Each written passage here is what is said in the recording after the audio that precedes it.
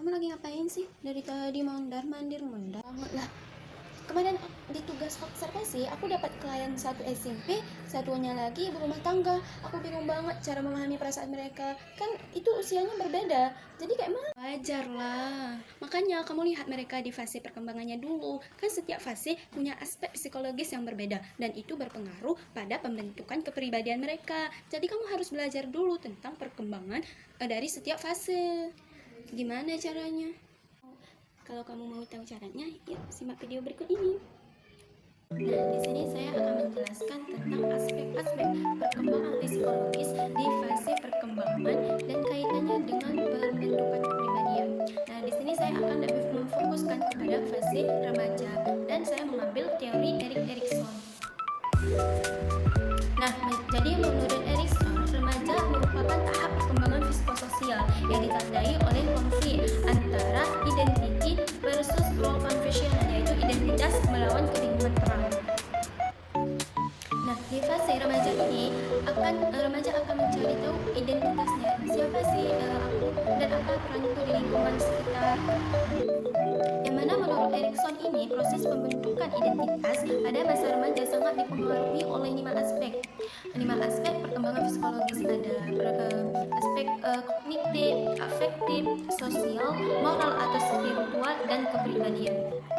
Nah, apa itu aspek kognitif? Jadi aspek kognitif ini adalah bagaimana kita cara berpikir, refleksi diri, dan cara berpikir, belajar, dan cara refleksi diri. Nah, kalau kita tinjau dari teori lain seperti Zenplaza, yang mana remaja ini termasuk kepada tahap operasional formal, yaitu kemampuan berpikir abstrak, logis, dan hipotetik. Maksudnya gimana?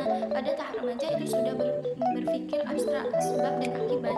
Contoh nih, pada masa remaja, kalau aku kuliah sekarang ini, apakah bisa mengubah masa depanku nantinya? Apakah masa depanku cerah? Nah, itu yang dimaksud dengan berpikir abstrak, sudah memikirkan sebab dan akibatnya.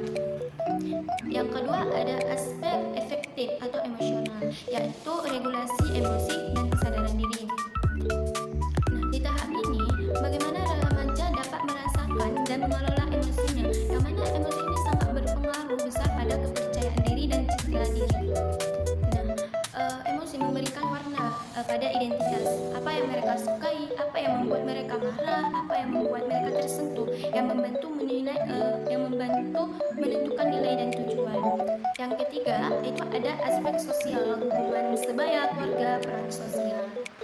Nah, di masa remaja pada aspek emosional, di mana mereka akan berusaha terlihat di mana mereka melihat bahwasanya mereka diperlukan di lingkungan tersebut. Bagaimana supaya mereka dibutuhkan, dilihat, gitu, seperti itu.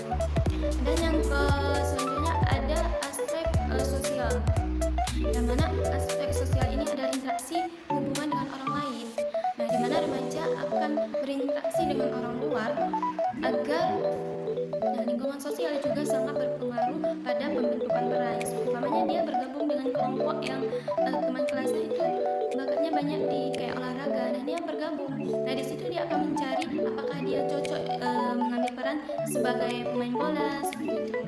Dan yang keempat itu ada aspek moral dan spiritual, yang mana kalau berhubungan dengan spiritual yaitu sebuah keyakinan, yang mana remaja mulai menguji nilai moral dan keyakinan yang diajarkan sejak kecil. Nah, menurut Erikson ini sebagai fase pembentukan fidelity, yaitu kesetiaan nilai. Emang mereka sudah diyakinkannya, sudah diajarkan sejak dini, kayak agama mereka apa. Nah, itu sudah diajarkan sejak dini.